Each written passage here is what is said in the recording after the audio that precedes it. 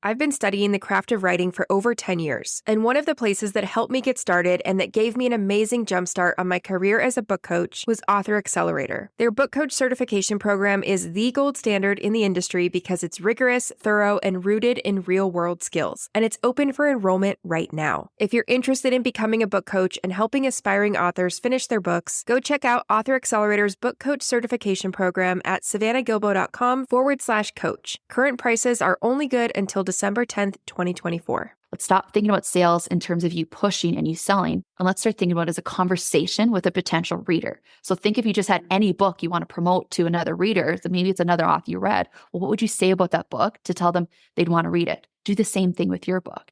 And then marketing is just simply the vehicle to get that message out to communicate. So the marketing is, of course, the platforms and the methods and the tactics and strategies. So marketing is not this big thing. Sales is not this big thing. It's just a conversation with someone you're having and where and when and how you were having that conversation. Welcome to the Fiction Writing Made Easy podcast. My name is Savannah Gilbo, and I'm here to help you write a story that works. I want to prove to you that writing a novel doesn't have to be overwhelming. So each week, I'll bring you a brand new episode with simple, actionable, and step-by-step strategies that you can implement in your writing right away. So whether you're brand new to writing or more of a seasoned author looking to improve your craft, this podcast is for you. So pick up a pen and let's get started. In today's episode, I'm sharing a conversation I had with Lacy Lieffers from Black Fox Marketing. Lacy's a marketing coach with over 16 years of experience, and she specializes in helping authors build their personal brands and successfully market their books. She's known for transforming overwhelmed and uncertain writers into confident, celebrated authors. And Lacy's all about making book promotion feel less intimidating and more empowering, all so that authors can turn their dreams into reality.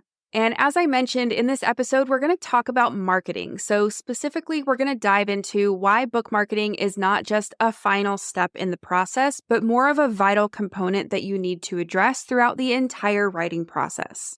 So whether you're in the early stages of drafting your manuscript or preparing for your book launch, it's really important to understand and implement marketing strategies that can significantly impact your book's success. So Lacy's going to talk to us about all of that today. She's going to share some actionable insights and expert tips to help you build momentum, connect with your target audience, and ensure your book gets the attention that it deserves. So with all that being said, I won't make you wait any longer. Let's dive right into my conversation with Lacy Lieffers from Black Fox Marketing. Hi, Lacy. Thank you so much for coming onto the Fiction Writing Made Easy podcast today. I'm so excited to have you. Hi, Savannah. Thank you. I am so excited to be here. Yeah, and we're going to dig into all things marketing. So before we get into that, can you just share a little bit about who you are and what you do and things like that? Yeah, I am a big branding marketing nerd. I love working with authors. I have been in the marketing space for well over 16 years. A large chunk of that working with authors, just helping them identify their personal brand, help them find their readers, help them expand their reach across the world, and just really teach them the ins and outs of marketing and promoting their books. You said you've been in the industry for 16 years. There's like so many things I want to ask you just based on that. Like, what have you seen work? What have you seen change? But we'll get into that, I'm sure. So what would you say to an author who's starting out, they've just written a book, or maybe they're just starting this adventure, so they're like Googling how to write a book? Like, when do we start thinking about marketing? Where do we start with marketing? Talk to me about that. Marketing should honestly start at day one. So it can be a very scary, overwhelming term. It feels like something bigger that a lot of authors often push to. Okay, I'll worry about marketing once I finish writing the book. And unfortunately, that means that it's a little bit too late to start at that point. When you finish and publish your book, you already want to have an audience that you can actually promote it to. And that's often why a lot of authors see very low engagement, slow follower growth. They don't see a lot of book sales or maybe stagnant book sales. And so the sooner you can start marketing, the better. Now, of course, with that doesn't mean full on create email, get ads running on day one. The actual start of marketing is just really thinking about your end audience, so your readers. So what are they interested in? What would they find value in? What would they enjoy in your book?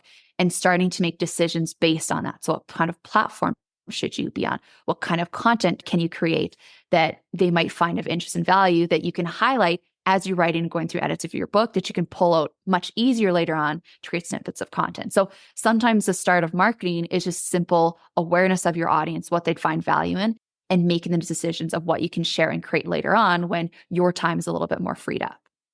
Yeah, and I'm glad you said that because I think a lot of writers go into it thinking this umbrella term marketing. And so they think they have to do everything right away. And it gets really overwhelming, right? Because they're like, okay, I hear people saying I need to build a list. I have to create a platform. I have to be on social media. I have to do all these things. And then I have to like actually write the book and create a freebie or whatever it is. So I love that you were like, just pick out the things that you can kind of start doing, gathering pictures of you doing the process or sharing you writing your book or things like that, right? So this is something I see happen a lot with writers where they'll say something like, you know, kind of like what you just said. They don't start marketing early enough. And then when it comes time to market their book after it's done and they kind of just start, they think that marketing failed and it's not going to work for them and things like that. So do you think it all just comes down to if you start early and you have zero platform when you start, that you can actually have success marketing your book? Absolutely. I mean, it's a matter of starting early, but also being really intentional with your choices. As you alluded to there, marketing, it can be a scary realm. A lot of people get overwhelmed, frustrated, burnt out when they try to market because they think it's just all these actions and tactics and platforms and strategies. So they think, I've got to market. Now they go into doing everything. And you Yeah. can really quickly get overwhelmed by just the amount of choices and things within there. And you can find yourself just spending a lot of time and money and energy just trying to implement a lot of these tactics without really stopping to say, are these right? So yes, the earlier you start, the better you set yourself up for success, because sometimes just stopping, taking a breath and making a plan for that launch, a plan for the promotion, a plan for the rest of the books within your series or your backlist helps ensure that you're properly promoting everything. You're properly utilizing the time when you're not as hands-on, i.e. the times when your book is off with the editor or maybe with the reviewers, where you can actually be building some of the content or looking for authors or influencers or people within the media to help promote your book, or looking for collaboration or promotional opportunities to help spend that time. So yes, the earlier you are, the better jumpstart it gives you to just set up that success. Not only that, but when you can start talking about your book earlier, you can get an email list running, you can start talking on social media, you start collecting your audience, and you actually start building the habit of talking about your book and promoting your book and selling your book, which is the other scary piece of the puzzle for authors, where selling feels like this scary, pushy, aggressive type of space that it doesn't need to be. So Yeah.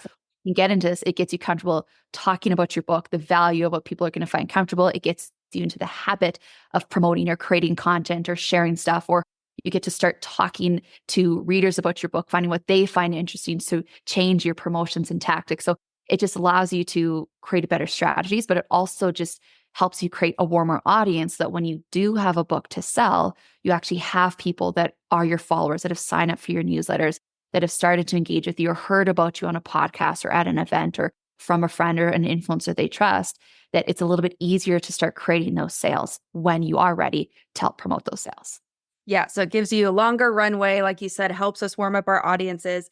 I think it also is important to note that it like lets you explore and make mistakes. And, Yes. because none of us, myself included, we don't come out of the gate like knowing what's going to work or knowing what we like or how to 100%. market something. So we might start out doing something like posting on Instagram and it's like, yeah, our captions back in the day could have been better or whatever it is. Right. But at that time, it doesn't really matter. It's more just like getting your feet wet and getting that momentum rolling. Do you agree? Exactly. Oh, I absolutely. And you look at that, like think of how many authors will create a spin-off series from side characters that their audience really love. Yeah. It is that time before you publish your book and those early days when you publish it, it is your time to build that connection with your readers to essentially test what's happening. And that's why things like ARC readers, beta readers are so important in the process as well, because they can give you that early reader specific feedback of parts and characters and scenes and quotes and sections that they really love, that they're interested in, that again, you can help implement into your reading. But it becomes your testing ground. And let's not forget, every single author out there, no matter how big they are now, started with one book and no sales. So therefore no readers. Right. So it's an easier time for you to get in and get comfortable using your voice and speaking and creating content or using the right words or tropes or things to say about the book to get used to it, because it's a practice. It's a new language you're trying to speak. It's you trying to talk about something you know so well to someone that knows nothing about it. It can be a really hard transition of your promotion, your sales, your marketing message to get out there. So it's a great time for you to practice and to learn what's working, to learn what people are identifying with, to lean into those things a lot better, or what things don't work, to adjust or tweak or avoid those things going forward. Yeah. And I think you said something important that a lot of us don't think about our favorite authors. They literally started with zero. So zero books, zero sales, zero platforms, zero email list, all that stuff, right? So speaking of starting at zero, if I'm an author, whether I'm just starting or if I'm trying to catch up on some of this marketing stuff that I haven't done, where would I start? And I know like, I feel like there's almost like an impulse to go straight to social media because it's the thing that we see. I often tell writers to start with their email list. Where do you fall in that? Yeah, I see and hear the exact same thing. Social media feels easy for people because a lot of times people are on social media already. But you have to think there are almost 8 billion people in this world. A large chunk of that are on social media and a large chunk are creating content and sometimes multiple pieces of content every single day. So when you're just starting out and you're trying to find your audience, it's really hard to grow it on your own and to build up this audience, to increase your awareness, to have people start getting engaged where people really buy once they feel connected and they're engaging with your content. They feel more connected with your characters in your world. So social media is a great tool once you have an engaged audience, but it's not an effective tool to really start building if you're a brand new emerging author or you're just trying to build your audience versus tactics like email list. It's a great tool where they're committed, they've read a piece of your work, they're following you. They're kind of more like your VIP saying, I read this, I was part of this world, I enjoyed it, I want to continue the experience. And I want to use this email as a reminder for when something exciting or new happens. But even then, it can be hard to build people into that list to start.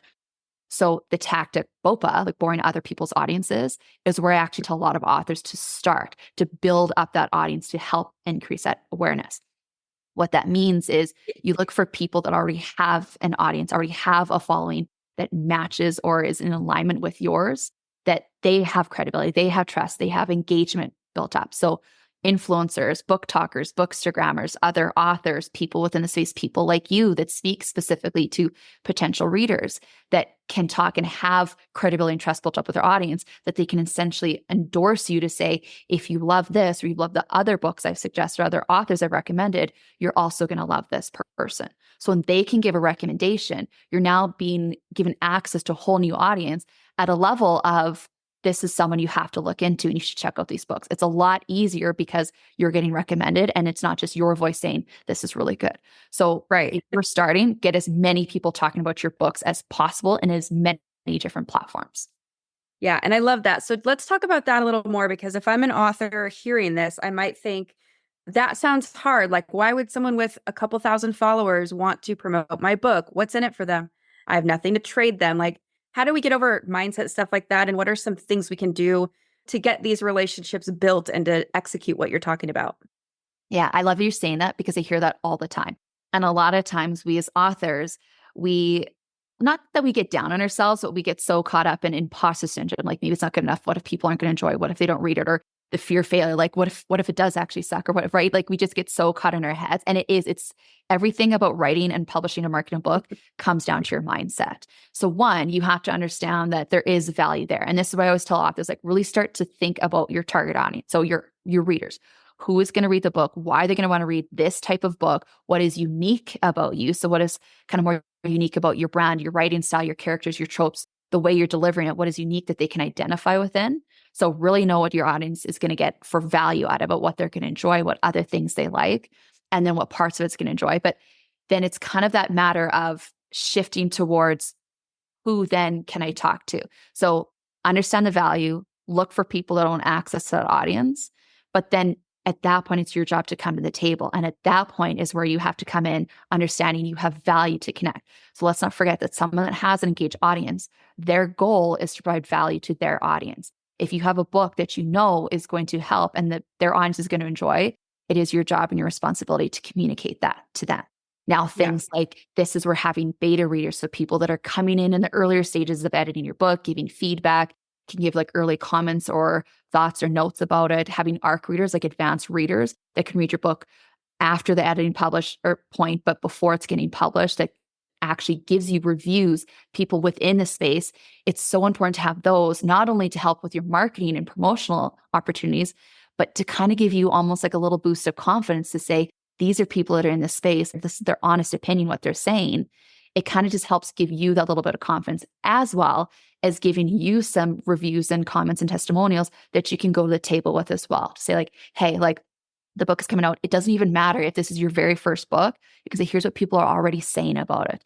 And you give snippets and concepts. When you know what your audience really loves within a book, like say you're writing in a romance genre, which has so many different subgenres and plots and styles and tropes, you can say specifically the key words, terms, and phrases about the trope and what it likes. It just makes it easier for people to identify. It helps you create your pitch, so to speak, to go to your audience, whether go to the influencer or author to say, this is what the book is about. This is what readers really love. Here's what some people are already saying. And any other like credibility or proof points or other collaborations or any people within your industry or space that have said really great things. It just gives you that value to come to the table to half the time. It's really just their own boost of confidence to say, hey, I'm actually of value here. Their audience would like it. You should interview me. But it just also gives you that credibility to open up that door, to open up that yes. And then to supplement that, that's where you can give additional things. So you can offer up in exchange for review. If you have an email list, you can offer to promote them within your email list or share their podcast or promote their blog.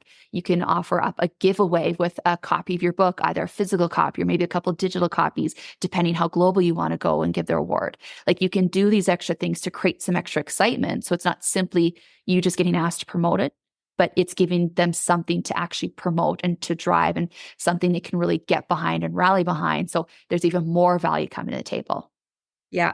And I think that all kind of comes back to knowing like what are the right types of people to work with, right? Because like you're saying, a content creator who, let's say, has a Bookstagram and they share romance books with certain tropes or whatever, they want content, right? So they want to be able to share books. And it's kind of getting in that mindset of yeah, maybe I can't do anything for them in terms of sharing their account with my email list because maybe I don't have one yet, but you're still providing value via something for them to talk about on their channel.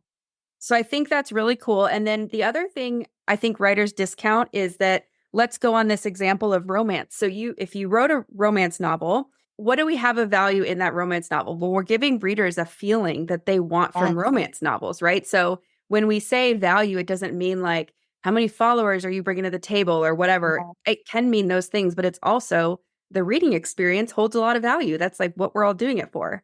So absolutely. Anytime you read any book, no matter the genre, the trope, the whatever, there's a transformation that is happening for that reader. Now that transformation can be a form of education, entertainment, value, and emotion, a feeling. Sometimes the transformation could just be decompressing after a really busy day. Totally. It can be their way to just come back to yourself. It can be their way to fall in love with love again or learn a new skill or get a new habit or go on an adventure. Like readers, when they read, they go on this journey, whether it's a journey of excitement or adventure, or it's a journey of growth and evolution. And it's such a cool part for an author to be. And that's where like every single time I work with an author, the first questions I ask is tell me about your target audience, like tell me about your readers. And I don't want you to say age, gender, and where they live. I want you to tell me about the behaviors, the way they buy, the way they make purchasing decisions. I want you to tell me about their psychographics, like their personality, their interests, their hobbies, like other things that they find value in. Because not only that, like it gives you some other stuff you can talk to or relate to, but it also gives you other points you can look into and take a peek at. For example, I had an author who was a treasure hunter, and he wrote a book about how to create a metal detecting business on Kijiji. So like the most niche specific type of book you can ever create. And he did so incredibly well. He was best-selling for both of his books. He had this massive company within the industry actually pick up and pay for the cost of a second book, hired him to be one of their pros that they flew around the world talking at events. He had bookshops and stores buying books of like 50 at a time or more to sell. He was getting interviewed on podcasts. He got invited onto TV shows to be on because we really focus on his audience and where we can go and approach them. So for example, we didn't only look at a bookshop to carry his books. We spent the time, looked at other hobbies and interests and thought, who is most likely to pick up this book and enjoy it? Well, people that are outdoor adventurous. Maybe they like hunting and fishing and camping. So we'd reach out to stores like Bass Pro Shops or Cabela's or just local mom and pop fishing shops. And we approached them and went to the same table. Like, here's the book. Here's what it's about. Here are what people are saying already. The same stuff I've been telling you guys. And they found the value and they brought the books in and they were selling and people loved the message. They focus on the brand because when you can think about what value reader is going to get out of reading that book and enjoyment, now you've locked in on what value you can create and makes it so much easier to pitch your book, to submit for an award, to sell it to someone, to talk about it, to ask to be promoted or interviewed. Yeah, I think that's so cool. And it reminds me of this author I worked with who she wrote murder mysteries / mysteries that took place on a cruise ship. And so part of her marketing thing was like, I want to get my book on cruise ships, you know? And I thought that was so cool. I'm like, that's, you know, it totally makes sense to me. So go for it. But yeah, sometimes it's thinking outside the box of like where we can actually promote our book, and also thinking outside the box a little bit in terms of like what value means. Cause again, it's not always like numerical, right? It's how do we connect with readers and give them what they're looking for? So I feel like we're circling around. You need to know your audience, and you need to have a platform at some point. You need to start building a platform to start connecting with that audience. So do you want to talk about, like, in your words, what is an author platform, and like where would an author start with this? Yeah, I love that. Different types of platforms, social versus digital. So social, more like the Facebook, the Instagram, the TikTok, LinkedIn. There are also those sneaky ones you don't think about, like Pinterest, where you look, a lot of fantasy authors are on Pinterest. A lot of even nonfiction authors are on Pinterest, because there are a lot of people that will search on that for tips, tools, resources. They want to look at pretty quotes. They want to see pretty illustrations. They want to just get into the world. They want to look, right? Like, there are all these different platforms you can be on socially, where your goal is to just really connect and build a community with your readers. And then there are more the digital platforms, such as you can create a blog, you can do a podcast, you can have a website, you can have a Linktree type of landing page, where again, it's about creating community, but it's also more providing information and a path to purchase, an access point for just all the hub of your information, your freebies, your story, your book links and purchase links and everything else. And really, again, like the choice, and it's going to feel like a broken record, but the choice comes back to, well, where is your audience? Like, what kind of book, what genre are you writing in? What are the subgenres? Like, where are your audience actually? What platforms are they using? But it also is, like I always tell authors, think about what platforms you enjoy too. For example, if you're a fantasy author and you have these books, well, TikTok and Instagram are two really great platforms for that. If you absolutely do not like TikTok, it feels completely overwhelming, you don't want to be in that space, it's okay to not be on TikTok. Again, let me remind you, almost 8 billion people in this world. If you're not on TikTok, but you're on Instagram and you're consistently creating content, you're providing stuff that is of value to your audience, you're showing up, you've got the right tone, the voice, you're talking about your books, you are going to still get sales. You're still going to create with your audience. You're still going to be able to create a community and a sense of engagement with your audience as well. It's fine if you don't use TikTok, and maybe it's a down the road or maybe it's a never. So again, like, yes, there's so many different platforms and options, and choose the ones that make sense. I also always try to encourage authors to add one into the mix. So get on one, get comfortable, because social media can be really overwhelming, and it can feel like you're spending all this time creating content and stuff that you know they're going to love, and you post it out there and it's crickets and you hear nothing and you get no followers and nobody's engaging, and maybe it's just your family, your friends that are engaging that aren't necessarily buying the books. It can feel really frustrating and overwhelming, which is also why I say that BOPA strategy, get other people to talk about it, helps, because it also gives a place to drive people back to. So yes, you need really good content. So when people get driven to your page, they see a lot of really good book related content and not just pictures of you at a beach or on a vacation. But it really does help. And it just gives you a really good space for that. But just be cognizant of what the platforms are and that it can be overwhelming. So take it easy. Get on one, get comfortable. As soon as you're consistently showing up, where it's like 3 to 5 times a week, you're posting, you've got good voice, you've got some pretty decent engagement you're building, that's where you can add another platform on. And you just start creating content that's maybe tailored to that platform and get comfortable in there. And then once that's comfortable, then you keep adding. Yeah. And I think something I see a lot of writers do is that let's say they show up 3 to 5 times a week on Instagram, and they're doing that. And then they still feel frustrated because they're like, I'm not translating this into growing my email list. And then we'll look at their Instagram and it's like, well, you're not really asking your followers to do anything, or you are just kind of posting these, like, I went to the beach last weekend and here's what we did. And it's fun, but it's kind of like, what are you expecting people to do? Right. So there are, like, yes, we need to do this, but there are strategies you can also lean on that are going to help you get the result you want. So is it creating a freebie? Is it, part of the platform, I feel like, is knowing why someone should sign up for your email list. Are you going to get writing updates? Like, what are you going to get if you sign up for this email list? And so when I think about it, I think about all of that. It's like, which platforms do you want to be on socially? How are you going to build your email list? It's not enough to just, like, if it were enough to post dog pictures and grow your email list, I'd be a pro at that. You would too, right? Yeah. Yeah. So it's like thinking about the whole strategy of it. And I think that's part of why you say we need to start early, right? Because it's more involved than just throwing out pictures 3 times a week.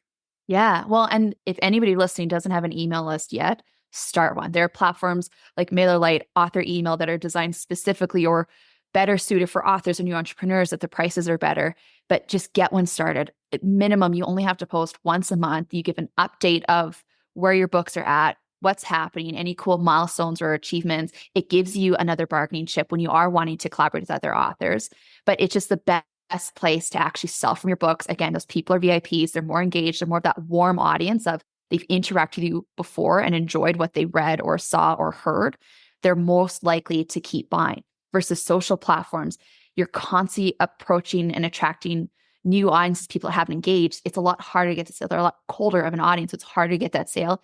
And at any point you can see like all of a sudden something happens where you get locked out of your account. Someone hacks it. All of a sudden Instagram changes their algorithms, or all of a sudden a weird glitch happens that they close your account. You lose access to everybody. Email is yours. As long as you don't start spamming people, email can stay yours.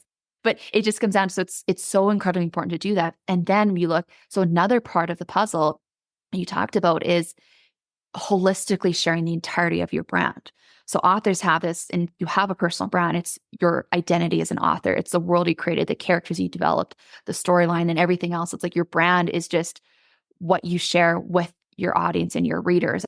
And it's what you're trying to achieve, what you're working towards, what you're offering to people, what you care about, and everything else comes part of your brand. But when you are talking about it, whether it's through your email, on your website, when you're getting interviewed, on your social media, you have to holistically show everything. So yes, it can't just be pictures of dogs, can't just be pictures of your vacation. It's okay to put a little bit because it'll show character. We want to show everything. So you want to show character. You want to create content that creates more of affinity. So more stuff that they can relate with, like book suggestions, author suggestions, quotes that you love that are within that same space.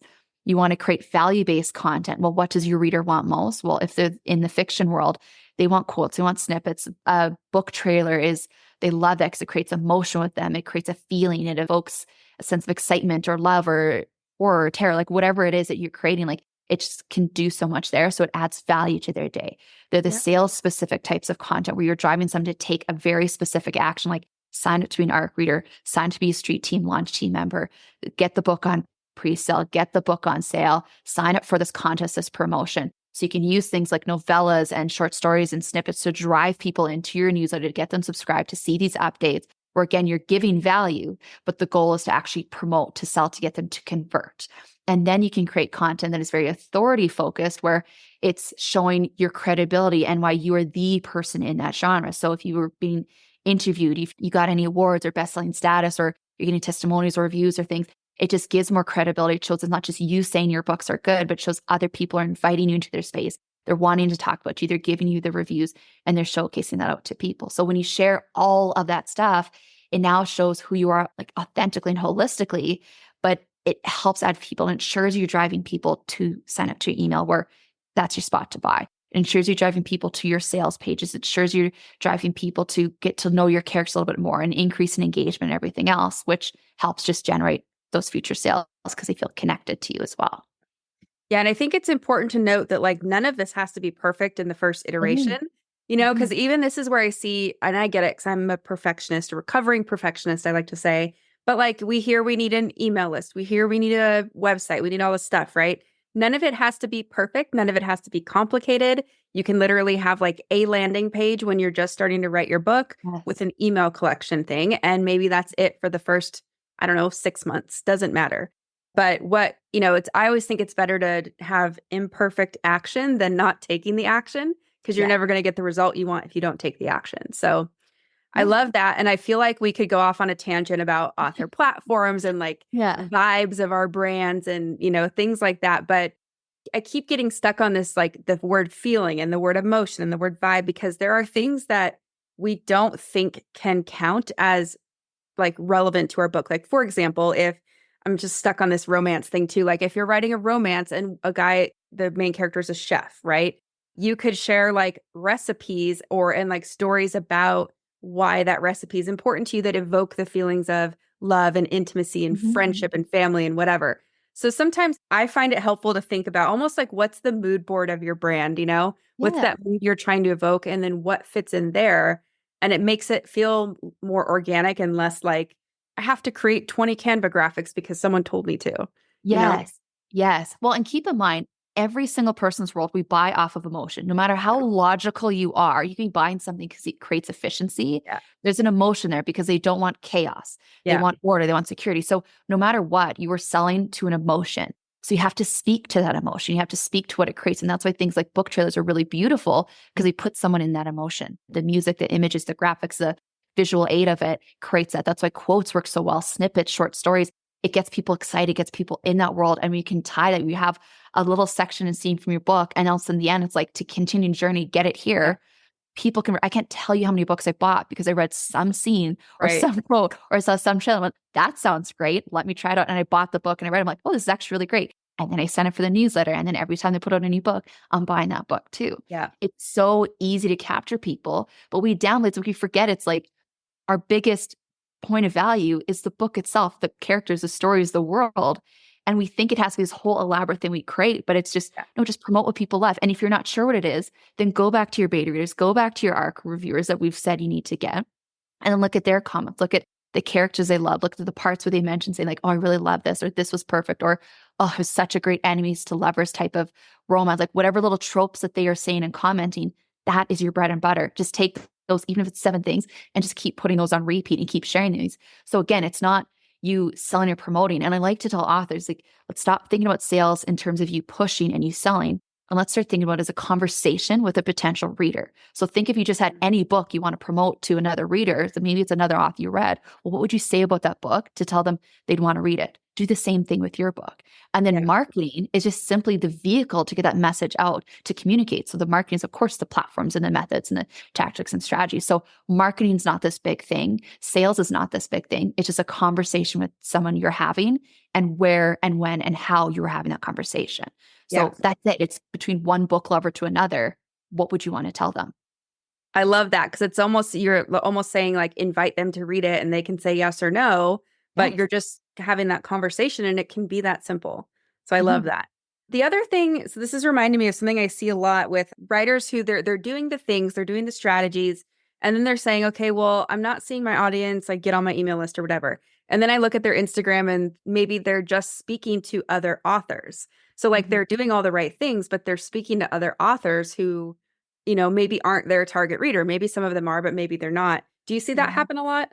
I do. And this is where we lose sight of who we're speaking to, so that audience. And it's very easy to do that. Everybody does it. It's so easy to get caught up, especially wanting to share stuff. So then you go, okay, she's tasking me with affinity-based type of content, so stuff that makes them feel connected. Okay, so what am I doing my journey? Well, I'm writing. So they talk about their writing journey, talk about the process, they talk about the hows and what's they're doing. And yes, they're creating content, but then they start to attract the wrong people. Yeah. So a lot of times when we don't see, like we see slow follower growth, we don't see a lot of engagement, we don't see likes, we're either saying the right thing to the wrong people, or we're saying the wrong thing to the right people. And it's a simple, quick switch to go. And you can even do it before you create that piece of content, before anything. I've actually had some authors like go online, like who create their reader, and if they feel really uncertain and hesitant around creating content, I'm like, okay, so here's your ideal reader. Here's what we talked about. Let's just look on Google and search for a picture. You can get man, a woman, you can get both. That just kind of looks like them. Have them printed out before you write that piece of content, before you go and do that interview, before you write the book description or author or anything. I want you to just take a look and for a second go, what would they like? What would they find interesting? And if you don't, like I'll actually work through my clients, like through all those questions about where are they going? What are they feeling now? What do they want to feel? Reread through that, just get you in that mindset. Because it's so easy to just get caught in the trap of just telling people what you're doing and just creating content because I have to create content, but we forget who's supposed to be reading that content. So it always, always, always has to add value. And I talk to people anytime with authors, it's your goal is to create a brand experience. So no matter where they interact with you, they're getting some type of value. So just always remember who you're speaking to. And if you don't have the likes, you don't have the comments, you don't have the shares, you don't have the followers, then either your message or your person is wrong. So just kind of determine which. Yeah, I love that. And so you kind of shared some strategies already of things we can do to prepare for our book launch. So getting ARC readers, getting beta readers, collecting like the things they've highlighted, the things they liked, things like that, getting early reviews, getting influenced to share your work. If we're now kind of shifting into book launch mode, what are like your top few things that you're like, you must do this to have a successful book launch? Yeah. And some of it's like that. It's get an email list going. Reach out to people, get them enrolled, find as many ARC readers as you can. So advanced readers, if you find 100, 150, perfect. The more that are reading your book and giving you those reviews, especially on day one, the better. But another thing people don't think about is they get so focused on, I just have to promote this one book. You forget about the rest of the books you have in your toolkit. So you can talk, and even if you have one book, not many authors just write one book and just go, that's it, that's done. That's the end of my journey. They're not going to put in this work and build a business. So typically when we're saying this stuff, we're talking to the authors that they want to create a business, more like the authorpreneurs, that people are actually striving. And so even if this is your first book, maybe you don't have your backlist of books that have already been published, but you have other books you're going to write. You can still talk about those and use what you're doing now as a platform to highlight everything that you've written. And if you don't have that book 2 written yet, you can still talk about when it's coming and what's happening. You can build some excitement, start to give some teasers so that you're building some future trust with your audience, that they know they're not going to pick up a new book in a series, love it, and then have it fall off and the author never continues, which is the absolute worst for readers. And that's why a lot of readers actually won't start a series until it's finished, because they're scared of that happening. So when you talk about it, you show it consistent. So it's use it as an opportunity to actually promote the entirety of your list. And really, like, if you want to break it down into 3 phases, the first is create that buzz. So create that initial excitement, do some countdowns, do some pre-order bonuses, collaborate with other influencers, authors, book bloggers, just create some buzz around your book from other people that are talking about it. And then you want to maximize your visibility. So the next focus is, how can you really promote and get more people talking about it? How can you really promote that launch period, like email marketing, social media advertising, any type of media coverage, or running promotions, or actually getting, like, doing launch events or having cool, unique twists or things like this. Like, then you can create and just build it on that further bigger stage. And then there's that post-launch. And this is another thing authors usually forget. They launch a book, they get excited. The first couple weeks, it's the excitement. They're getting the stats, they're getting whatever, like, oh my gosh, it broke top 500 out of like thousands and hundreds of thousands of books. Or wow, it hit top 20. Or oh my gosh, it's number 1. Like, it's exciting. People are talking about it, they're building it. And then after a couple of weeks, what happens after launch is, and we all do it, we dip and we hit this little low moment and we get tired and everything seeps in and the exhaustion. And especially when we left the launch up until like the last minute, we're doing everything we possibly can. That's why as much as you can early on, it's great. Yeah. But post-launch is so important because you want to continue to use that to build on the momentum. So you still want to have interviews. You want to have some promotions that are running. This is a great opportunity where if you're creating novellas or bonus scenes or extra chapters or alternate POVs, these are really great points, or even character art or world art. These are really great points to actually share that out to your audience, to keep people in the world, to keep that excitement going. It's like, hey, if you love that, check out, here's this extra scene, here's this, but you have to sign to a newsletter to get access to it. So you're still driving more people into your main sales-based platform for future. You keep the spotlight going. If you see your book in a story, you're posting and sharing about it. If you see someone reading your book, you're getting them to share about it. You can ask your ARC reviewers or your launch team to keep sharing and posting about the book. You can keep doing like these promotions and getting other authors to talk about it. You want to keep talking about your book. You want to keep sharing exciting things. You want to keep giving them more opportunities to keep engaging in your world, especially if it's going to be quite a while before the next book launches. You just want to keep people engaging with you, and then just keep getting excited about it. Keep telling them what's happening. Keep telling them the exciting moments where they can buy, when they can next buy. Yeah. I love all that. And I feel like there's so much that writers can learn going to your website and your Instagram and things like that. So like, I want to pick your brain, but we would be here for like 10 hours. So I just love all that. And that's actually the phase I'm at with my book right now. I'm in like the post-launch where, you know, I've had to move on to other things, but there are still things that, and I feel like a lot of authors are like this. They have all these ideas of what they're going to do during their launch, and not all of them work out just because, you know, we tend to be like overexcited and we plan too much for ourselves. Yeah. This time post-launch is when I'm doing those things I didn't get to during launch. Yeah. So it's kind of like, you know, I like that you're saying start early, because I can almost feel there are some listeners that's like, this is so overwhelming. That's why we start early. We don't leave it to the last minute. Keep notes of like everything you want to do. Use some of it in the post-launch. And I do think, like, for me, if I were to share a lesson of my own launch, it's like it feels easier once you just start doing it. So the hardest part is literally like starting the email list or putting up a website that you're not super proud of, but it's there, you know, just start, and it's just going to get easier and you'll get more experienced. And luckily there's a ton of great resources. There's a ton of great people that, you know, writers can work with, yourself included, but other places like BookBub or like PR teams or, you know, whatever it is, if you're out there and you need that help. So Lacy, can you let everybody know where we can find you around the internet? Yeah, you can find me on Instagram, Facebook, TikTok. You can find me at the Lacy Lieffers. You can find my website, Black Fox Marketing. If you are an author and marketing is overwhelming, sales feels scary, you feel overwhelmed, burnt out, whatever. Yeah. I have so much free training and live resource and everything else. You can join on Facebook. I have a Book to Business Facebook group you can pop in. I do weekly live trainings. I have my own newsletter, of course. You can sign up. You can go to my website and find access to that. But I'm kind of everywhere anyway. So, Yeah. and you guys are going through it. Like, you don't have to do it alone. There are so many great things you can do, so many steps. I am more than happy to point out and say, here's a great starting point. Here's where you should go on your journey next. So honestly, on any platform, just reach out and ask the question. Happy to help. Yeah, and we'll put all of Lacy's links in the show notes. And then also you have a book launch playbook to share with us. Do you want to talk about that a little bit? Yes.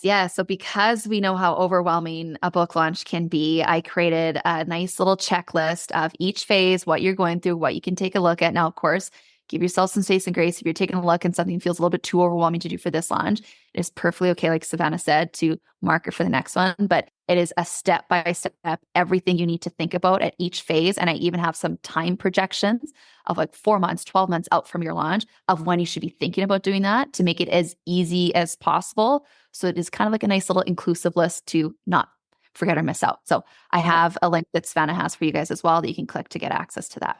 Yeah, we will put that in the show notes. And thank you for sharing that with us and all your expertise, Lacy. I really feel like I could talk to you for 10 hours about marketing, and maybe we'll have to have you back someday if you would grace us with your presence again.